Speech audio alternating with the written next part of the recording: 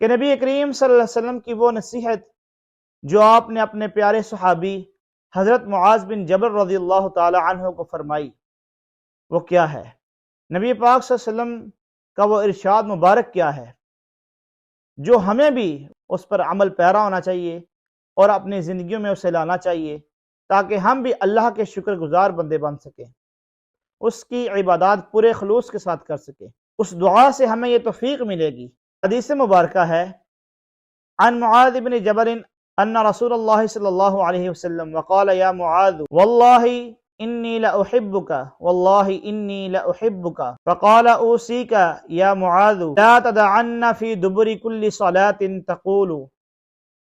اللہم اعنی علی ذکرک وشکرک وحسن عبادتک۔ حضرت معاذ بن جبل رضی اللہ تعالی عنہ سے روایت ہے کہ رسول اللہ صلی اللہ علیہ وسلم نے میرا ہاتھ